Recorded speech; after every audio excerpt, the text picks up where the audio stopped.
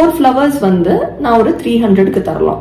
அந்த 300 எப்படி வந்துச்சு அப்படின்னு கேட்டீங்கன்னா, என்னோட yarn காஸ்ட் 100ல இருந்து 150, 120ல இருந்து 150 வச்சுக்கோங்களேன். ஸோ நான் 150 வைக்கிறேன். என்னோட yarn காஸ்ட் per hour 150 வைக்கிறேன்.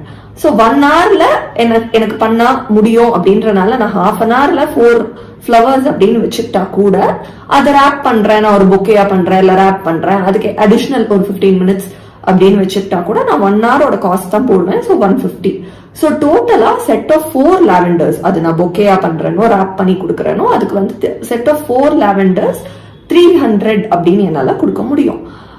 இல்ல அது வந்து ரொம்ப ஜாஸ்தியா இருக்கு அப்படின்னு நிறைய பேர் ஃபீல் பண்ணாங்க அப்படின்னா, நீங்க வந்து அந்த 300ஓட சேர்த்து ஒரு 325 அப்படின்னு போட்டு கூட பிளஸ் ஃப்ரீ ஷிப்பிங் அப்படின்ற மாதிரி கூட நீங்க கொடுக்கலாம். நீங்க வந்து இண்டிவிஜுவலா ஆர்டர்ஸ் எடுக்கிறீங்க அப்படின்னா. ஸோ நீங்க காஸ்ட் வந்து கால்குலேட் பண்றது வந்து ஒர்க்கோட டிஃபிகல்ட்டியை பொறுத்து இருக்கு, அது எவ்வளவு மணி நேரம் ஆகும் அப்படின்றத பொறுத்தும் இருக்கு.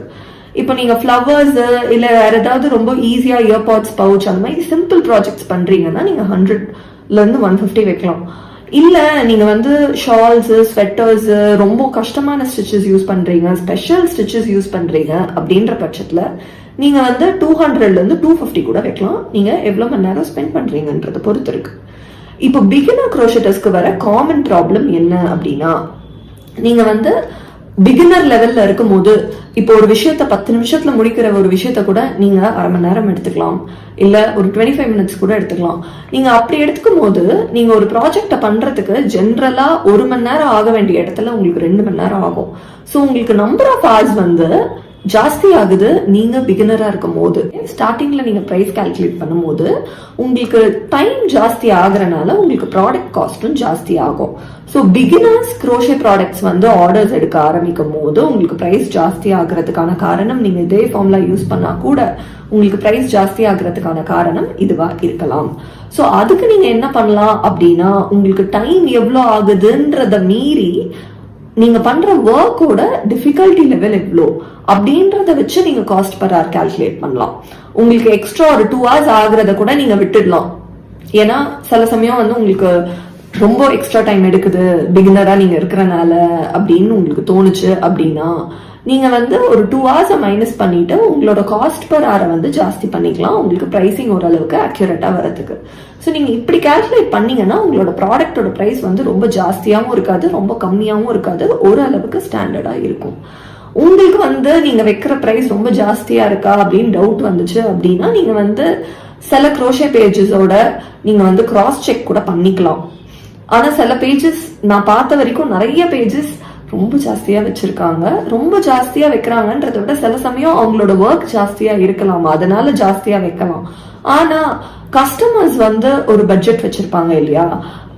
இப்போ எக்ஸாம்பிள் பேபி பிளாங்கெட்ஸே வச்சுக்கோங்களேன். பேபி பிளாங்கெட்ஸ்க்கு கஸ்டமர்ஸ் வந்து 2000 தான் என்னோட பட்ஜெட், நான் வந்து இதுல பாக்குறேன் அப்படின்னும் போது நிறைய பேஜஸ்ல வந்து அதோட பிரைஸ் வந்து ஒரு 3000 இருக்கும். அப்படி இருக்கும் போது நீங்க அந்த 1000 rupees கம்மி பண்ணிக்கிறதுக்கு நீங்க என்ன பண்ணலாம் அப்படின்னா, நீங்க ஸ்டிச்சஸ், நீங்க யூஸ் பண்ற ஸ்டிச்சஸை வந்து ஈஸி ஸ்டிச்சஸா பண்ணலாம், இல்ல நீங்க சைஸை கம்மி பண்ணலாம், இல்ல நீங்க டிசைனை ஈஸியா ஆக்கலாம். ஸோ நீங்க இந்த மாதிரி பண்ணீங்கன்னா நீங்க பிரைஸ் வந்து கம்மியா கூட கொடுக்கறதுக்கு உங்களுக்கு வசதியா இருக்கும். ஸோ இதுல இருந்தே உங்களுக்கு வந்து ப்ராடக்ட் காஸ்ட் எப்படி கால்குலேட் பண்றதுன்னு ரஃபா ஒரு ஐடியா கிடைச்சிருக்கோம் நம்புறேன். என்ன ப்ராடக்ட் பண்றீங்களோ அதே ப்ராடக்ட் பண்ற ஒரு 2-3 பேஜஸ் இல்ல ஒரு 4-5 பேஜஸோட கூட ரெஃபர் பண்ணி பாருங்க பிரைஸ் வந்து எப்படி இருக்கு அப்படின்னு. அதே மாதிரி உங்க கஸ்டமர்ஸ் கேட்கிற பிரைஸை பொறுத்து இல்ல பட்ஜெட்டை பொறுத்து உங்க ப்ராடக்டை வந்து எப்படி கஸ்டமைஸ் பண்றது அப்படின்னு கத்துக்கோங்க. இது வந்து உங்களுக்கு நல்ல பிசினஸை வந்து ஜாஸ்தி பண்றதுக்கு கண்டிப்பா உதவியா இருக்கும்.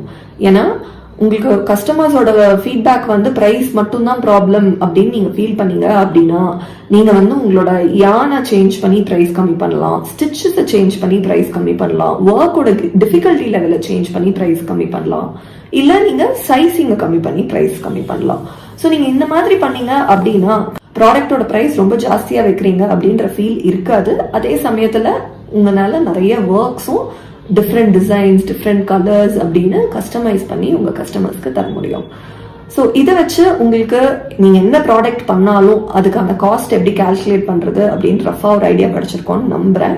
வேற ஏதாவது டவுட்ஸ், குவெஸ்டின்ஸ் இருந்தா எனக்கு கமெண்ட்ஸ்ல சொல்லுங்க. நான் சொன்ன ஃபார்முலாவை யூஸ் பண்ணி ப்ராடக்ட் காஸ்ட் கால்குலேட் பண்ணிட்டு உங்களுக்கு எப்படி இருந்தது அப்படின்னு எனக்கு மெசேஜ் அனுப்புங்க, கமெண்ட்ஸில் சொல்லுங்கள். உங்களை இன்னொரு வீடியோவில் பார்க்குறேன்.